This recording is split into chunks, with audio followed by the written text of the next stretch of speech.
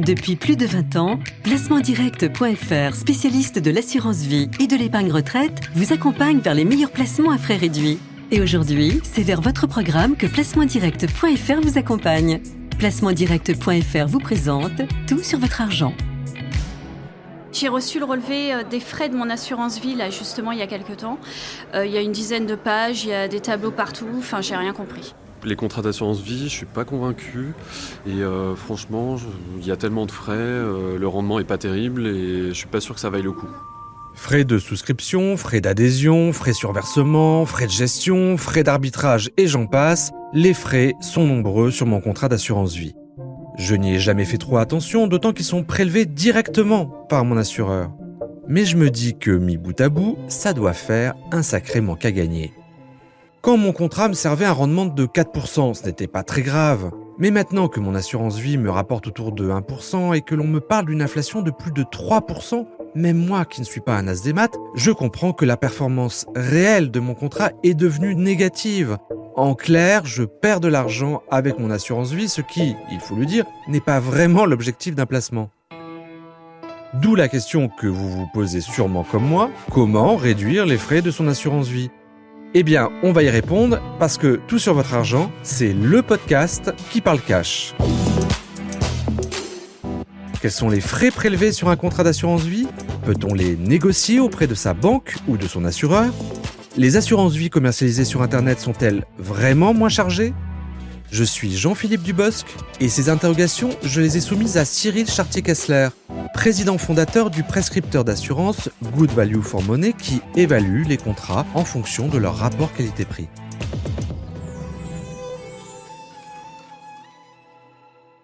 Bonjour Cyril Chartier-Kessler. Bonjour Jean-Philippe.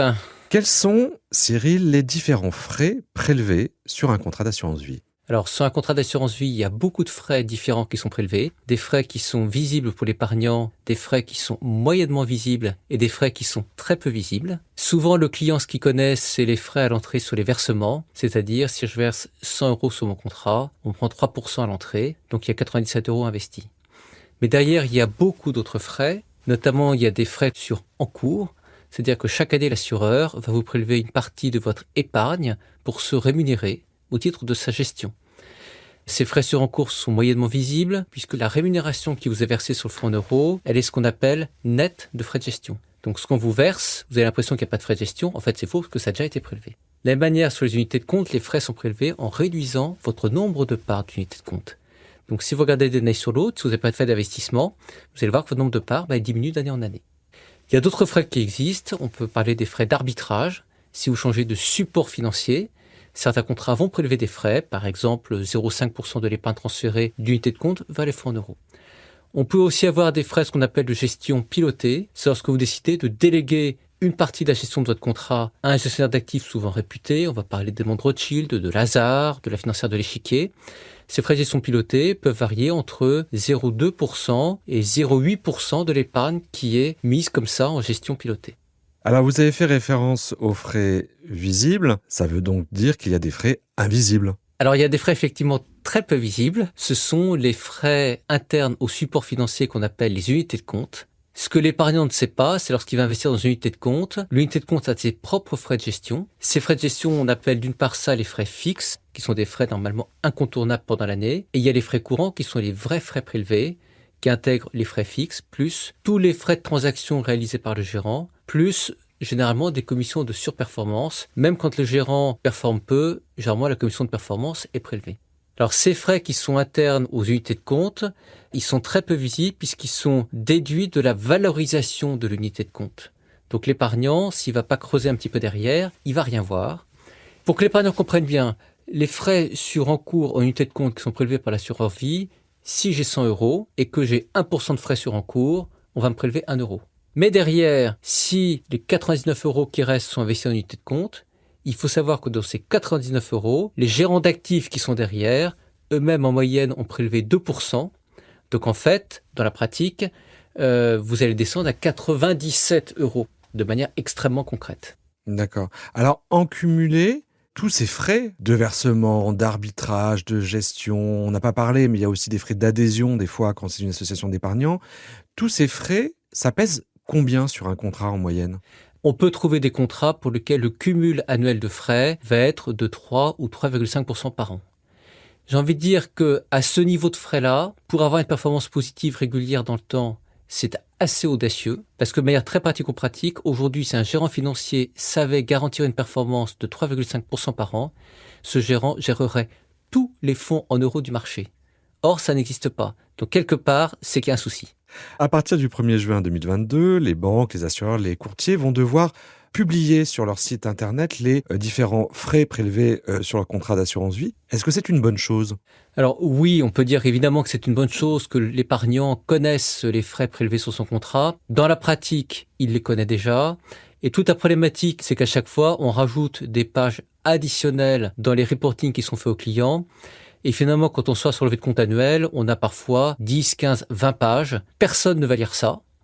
Et finalement, l'information, souvent, elle se trouve dans la dernière page, l'information importante, en vous disant, finalement, sur telle unité de compte, j'ai prélevé tel montant de frais. Donc, dans la pratique, à trop vouloir en dire, on rend l'information illisible et donc l'épargnant ne voit rien.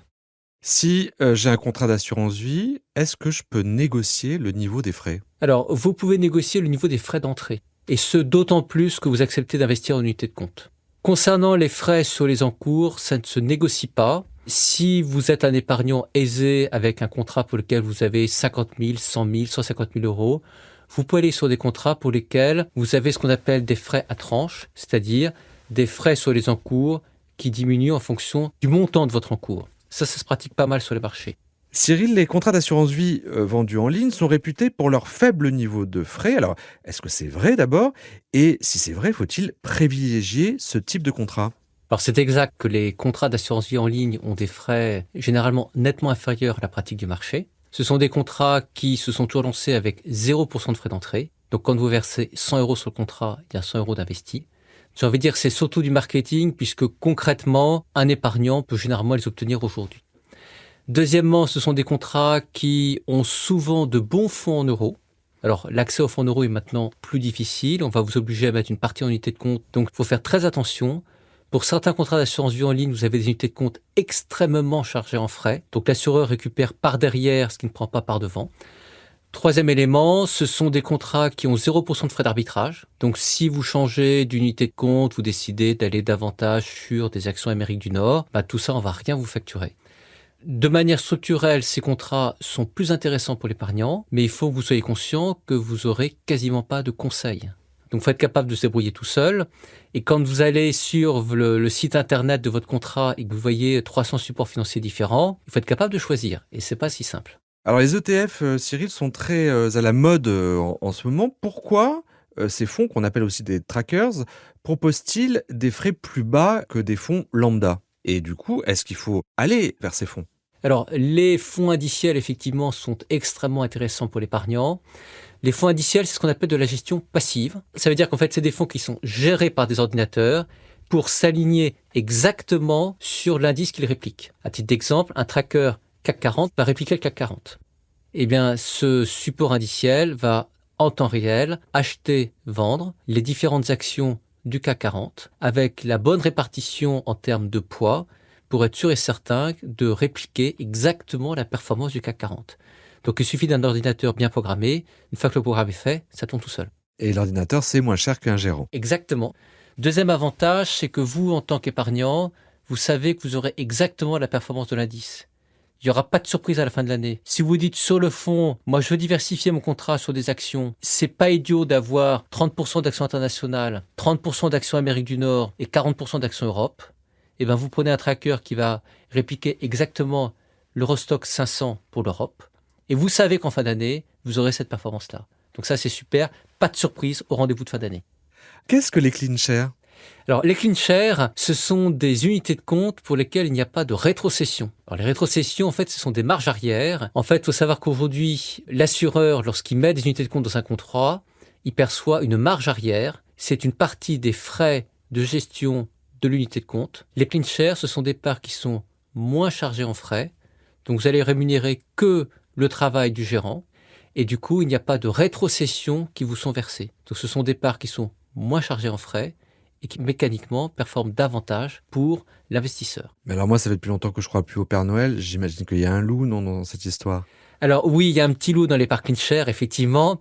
C'est que comme le modèle économique de l'assurance vie repose sur ces rétrocessions, s'il n'y a plus de rétrocession, il faut bien se rémunérer ailleurs. Donc dans la pratique, les contrats qui proposent des épargnes CleanShare ont généralement des frais annuels de gestion sous unité de compte, qui sont les frais prélevés par l'assureur vie, qui sont majorés de 0,80%, voire 0,90% par an. D'accord, donc ce que je gagne d'un côté, je le perds un petit peu de l'autre, quoi. Alors vous perdez de l'autre, mais il y a quand même deux avantages. C'est que, un, vous savez ce que vous payez, c'est transparent. Deuxième élément, c'est qu'il n'y a pas de conflit d'intérêt. Comme les frais en sus sont parfaitement homogènes, quelle que soit l'unité de compte, on ne va pas vous recommander tel support plutôt que tel autre, parce que moi, distributeur, j'ai davantage de marge arrière. Alors justement, il y a des CGPI, des conseillers en gestion de patrimoine indépendants, qui se mettent à facturer leurs conseils en honoraires plutôt que justement de se faire rémunérer en rétrocession. Est-ce qu'il faut privilégier ce type de CGPI pour s'assurer justement d'un conseil réellement indépendant ?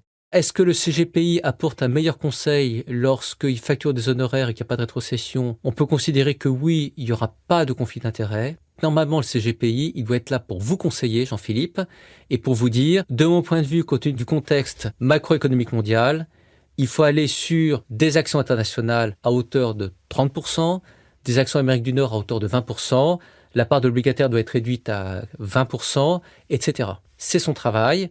Et derrière, si vous voulez avoir la performance des actions américaines, autant prendre un support indiciel sur la bourse de New York. Si vous prenez non pas un support indiciel, mais une unité de compte gérée sur des actions américaines, vous allez payer 2 fois le conseil. Une fois le conseil de votre conseiller financier, puis, entre guillemets, la valeur ajoutée du gérant qui va gérer vos actions Amérique du Nord, qui lui-même va appliquer sa propre logique. Et il se peut que votre gérant, finalement, soit en conflit en termes de mode de gestion par rapport à ce que souhaiterait votre conseiller en gestion de patrimoine indépendant. Donc pour moi, il est toujours choquant d'avoir ce qu'on appelle un empilement de gestion active avec la gestion active, parce que quand on met plusieurs intelligences dans une même salle, c'est rare que les gens soient d'accord.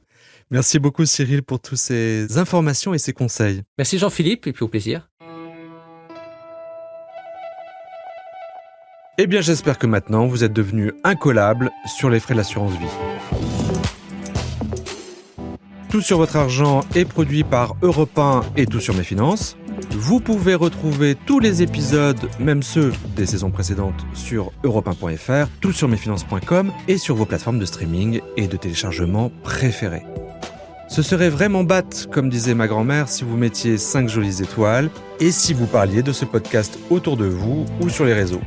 Je vous dis à bientôt pour un nouveau numéro de Tout sur votre argent, le podcast qui parle du Grisby sans chichi. C'était Tout sur votre argent avec placementdirect.fr. Placementdirect.fr, spécialiste de l'assurance vie et de l'épargne retraite, vous donne accès à une sélection exclusive de contrats à frais réduits. Avec placementdirect.fr, bénéficiez des avantages de l'épargne en ligne. Plus simple, plus rapide et disponible à toute heure. Placementdirect.fr. Depuis plus de 20 ans, nous en faisons toujours plus pour vous permettre d'épargner mieux. Courtier immatriculé à l'ORIAS sous le numéro 07 004 910.